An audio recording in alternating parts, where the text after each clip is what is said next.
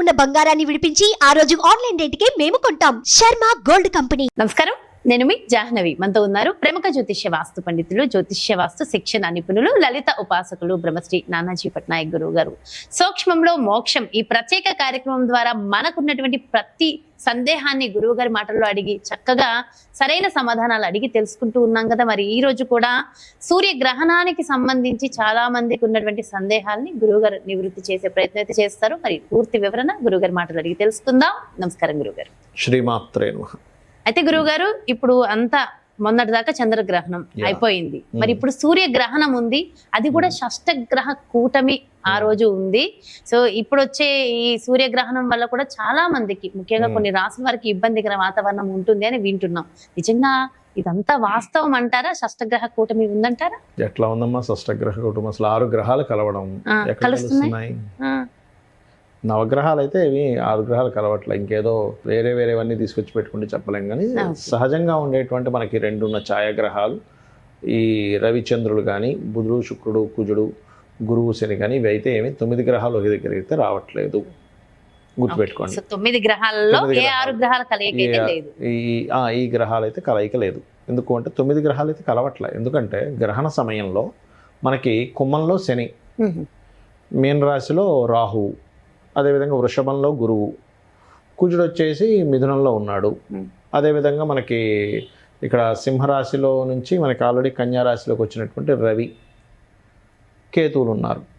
శుక్రుడేమో మనకి ఆల్రెడీ ఈ బుధుడు కూడా వస్తున్నాడు అక్కడికి. అంటే 3 గ్రహాలు కలుస్తున్నాయి అంతే. శుక్రుడు వచ్చేసి తులారాశిలో ఉంటున్నాడు. మీకు 6 గ్రహాలు ఎక్కడ కలుస్తున్నాయి? 3 గ్రహాలు కలయికుంది అంతే. ఇంకొంతమంది ఏం చేస్తారంటే, ఇప్పుడు మనకుండే ఈ నవగ్రహాలు కాకుండా ఇంకా అవుటర్లో ఉంటాయి, వాటిని కూడా కలుపుకొని అంటుంటారు. కానీ వాటి ప్రభావం మనిషి మీద ఉండదు, గుర్తుపెట్టుకోండి ఎప్పుడు కూడా. అది ఓన్లీ దేశకాల పరిస్థితులకు సంబంధించిన వాటి మీదే ఉంటుంది. ఓకే, అది అయితే ఇక్కడ మనకి ఫస్ట్ ఆఫ్ ఆల్ ఏంటంటే, మనకి గ్రహణం అనేటువంటిది లేదు. ఇది రాత్రి 9:13 నుంచి 3:17 మధ్యలో ఉంటుందని చెప్తున్నారు. కొన్ని క్యాలిక్యులేషన్స్లో 10 గంటల ప్రాంతంలో వస్తుంది. అమెరికా దేశం చాలా పెద్దది కదా, కొన్ని ప్రాంతాల్లో 10 గంటల ప్రాంతంలో కనిపిస్తుంది, 2 గంటలకు అయిపోతుంది, అట్లా చెప్తున్నారు. బట్ ఏంటంటే దీని యొక్క ప్రభావం మాత్రం 9:13 నుంచి 3:17 వరకు ఉంటుంది. ఎక్కడ అమెరికన్ కంట్రీస్లో ఇక్కడ లేదు. రాత్రిపూట మనకి సూర్యుడు కనబడ్డు కాబట్టి మనకి గ్రహణం సంబంధించినటువంటి దోషం ఉండదు. మొన్న చంద్రగ్రహణం కూడా పగలపూట 6:13 నుంచి సంథింగ్ 10-18 వరకు వచ్చింది. 10:18 వరకు. సో అయితే అది కూడా మన ఇప్పుడేమో సూర్యగ్రహణం రాత్రి సమయంలో, మనకి సంబంధం లేదు అసలు. అయితే మనం లాస్ట్ టైం కూడా చెప్పాము, ఇది రవి ఎప్పుడైతే మనకి కేతువుతో ఉన్నాడో కొంత ప్రభుత్వాల మీద వ్యతిరేకతలు, ప్రభుత్వ సంబంధించిన వాటిలో మార్పులు ఇట్లాంటివన్నీ కూడా జరుగుతాయి. గవర్నమెంట్లో కొంతమంది హైలైట్ కూడా అవుతారు, పేరు ప్రఖ్యాతులు కూడా వస్తాయి కొంతమంది వీళ్ళకి. ఎందుకంటే రవి నీచభంగ రాజయోగంలో ఉన్నాడు తర్వాత అంటే ఈ నెలలో అని కాదు, ఫ్యూచర్లో వచ్చేటువంటి దాంట్లో. సో రవి నీచభంగ రాజ్యంలోకి వెళ్తున్నాడు కాబట్టి కొంతమంది రాజకీయ నాయకులకి ఒక మంచి పేరు ప్రఖ్యాతులు, అబ్బాయి ఈయన వల్ల ఇంత గొప్ప జరిగిందనే ఇది వస్తుంది. మారుతారు కూడా. అది ఆల్రెడీ 1 మంత్ నుంచి నడుస్తుంది మారేటువంటి కాంబినేషన్ అనేటువంటిది అనేది. అయితే ఇక్కడ ఈ గ్రహణ ప్రభావం బయట దేశాల్లో ఉండే వాళ్ళు మాత్రం కొన్ని జాగ్రత్తలు ఖచ్చితంగా తీసుకోవాలి. దానికి దాన ధర్మాలు కూడా నెక్స్ట్ డే చేసుకోవాలి. అయితే ఇది ఎంతైనా 40 రోజుల పాటు కొన్ని జాగ్రత్తలు కొన్ని రాసుల వాళ్ళు మాత్రం ఖచ్చితంగా తీసుకోవాలి. ఇది మన ఇండియాలో ఉన్న వాళ్ళు కూడా తీసుకోవాలి. అండ్ బయట దేశాల వాళ్ళు మరింత ఎక్కువగా తీసుకోవాలి. ఇండియన్స్ బయట అమెరికాలో ఉంటారు, వాళ్ళు మరింత జాగ్రత్తలు. ముఖ్యంగా మన తెలుగు వాళ్ళందరూ ఈ వీడియో వీళ్ళకి స్వల్పమే ఉంటుంది దీని ప్రభావం. అలాగే కన్యా రాశి, మకర రాశి, వృషభ రాశి వారికి దీని ప్రభావం ఎక్కువగా ఉంటుంది. సింహము అదేవిధంగా తులారాశి వారికి స్వల్పంగా ఉంటుంది. ప్రభావం వీళ్ళకు ఉంటుంది కానీ స్వల్పంగా ఉంటుంది. మరి మంచి ఏ రాశుల వారికి అని చెప్పి చూసుకున్నట్లయితే, మేషానికి 6వ స్థానంలో గ్రహణం కాబట్టి మంచిది చెప్పాలంటే. అంటే ఎట్లాంటి విషయాల్లో మంచి కాంపిటీషన్ రిలేటెడ్ సంబంధించిన విషయాల్లో బాగా కలిసి వస్తుంది మేషం వారికి. కర్కాటకం వారికి 3వ స్థానంలో గ్రహణం కాబట్టి వీరికి ఏంటంటే ఖచ్చితంగా ధైర్యంగా చేసినటువంటి కొన్ని పనుల వల్ల కలిసి రావడం జరుగుతుంది. వృశ్చికం వారికి అన్ని రకాల లాభాలు ఇస్తుంది, ఎందుకంటే లాభస్థానంలో గ్రహణం కాబట్టి. ధనస్సు వారికి గతంలో ఉన్నటువంటిది ఏదైతే జాబ్ సంబంధించిన విషయంలో ఏదైనా ఇబ్బంది అవుతుందా అనుకునేటువంటి వారికి మంచి ఫలితాలు ఇస్తుంది, ఎందుకంటే దశమంలో గ్రహణం మంచిది. ఓకే, కుంభరాశి వారికి న్యూట్రల్గా ఉంటుంది పరిస్థితి. ఇక మిగతా రాశుల వారికి ఎటువంటి ఫలితాలు వస్తాయి? కుంభరాశి వారికి కొంత యాన్స్టర్స్ ప్రాపర్టీ రిలేటెడ్ సంబంధించిన విషయంలో శుభ ఫలితాలు, కొంత స్ట్రెస్ కూడా ఉంటుంది. మీనం వారు మాత్రం సప్తమంలో గ్రహణం పడుతుంది కాబట్టి జీవిత భాగస్వామిని ఎంపిక చేసుకునేటువంటి విషయాల్లోని, పార్ట్నర్స్ ఎంపిక చేసుకునే విషయాల్లో జాగ్రత్తగా ఉండాలి. ఓకే, ఇక వృషభ రాశి వారు, ఎందుకంటే మేషం కాలని మంచి అని చెప్పుకున్నాం, అన్ని విషయాల్లో కాంపిటీషను ఇట్లాంటి వాటిల్లో బాగుంటుందని చెప్పుకున్నాం. వృషభం వారు వీళ్ళు చేసేటువంటిది ఏదైతే మనకి చూడండి పంచమ స్థానంలో పడుతుంది కాబట్టి విదేశాల్లో ఉండేటువంటి గర్భవతులు స్త్రీలు జాగ్రత్తగా ఉండాలి. కాస్త రెస్ట్ తీసుకోవడం అంతే, ఏం లేదు. ఆ టైంలో కటింగ్లు, ఈ కత్తిరించడాలు, లేకపోతే కూరగాయలు కోయడాలు చేయకూడదు అంటారు. అంతే, రెస్ట్ తీసుకోమని చెప్పారు. అంతకుమించి కష్టమైన విషయం ఏం చెప్పలేదు మహర్షులు మనకి. రెస్ట్ తీసుకోవాలి వృషభం వారు, ఎందుకంటే గర్భవతులు ముఖ్యంగా. ఈ యొక్క మిథునం వారు మాత్రం ఏదైనా ప్రాపర్టీ డీల్స్, ఏదైనా వాహనాలు, గృహాలు, ఏదైనా ఎడ్యుకేషన్ రిలేటెడ్ సంబంధించిన ఏదైనా నిర్ణయాలు తీసుకోవడం ఈ 40 రోజులు పనికిరాదు. గ్రహణం నుంచి 40 డేస్ పనికిరాదు. కర్కాటకం వారికి పౌరుష పరాక్రమాలు, ధైర్యంగా చేసే వాటి వల్ల బాగుంటుందని చెప్పాను, మంచిదే అది. ఇక సింహం వారు ఫైనాన్షియల్ మ్యాటర్స్ విషయంలో జాగ్రత్తగా ఉండాలి.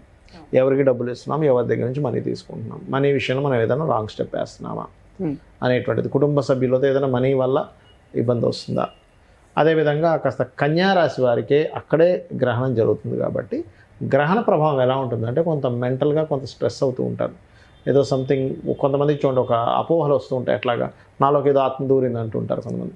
నాకు ఏదో సోల్ ఒక రకంగా అనిపిస్తుంది, నా ఆత్మ సంథింగ్ ఒక రకంగా అనిపిస్తుంది, అట్లాంటి థాట్స్ వస్తుంటాయి. అలాంటప్పుడు ఏంటంటే కూర్చొని చక్కగా గణపతిని, ఆ యొక్క సూర్య భగవాను ఆరాధన చేసుకున్నట్లయితే మంచి ఫలితాలు వస్తాయి.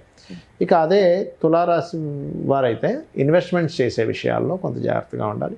వృశ్చికం వారికి అన్ని రకాల లాభాలని చెప్పుకున్నాము. ధనస్సు వారికి కూడా ఉద్యోగ సంబంధించిన విషయంలో బాగుంటుందని చెప్పుకున్నాం.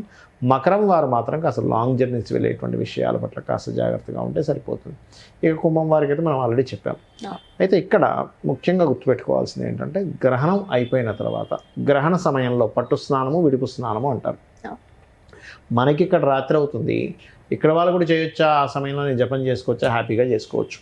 దానివల్ల ఏమిటి, పునశ్చరణ, గతంలో మీరు ఎంతకాలం అయితే మీరు మంత్ర జపం చేశారో అంత చేసిన ఫలితం వస్తుంది.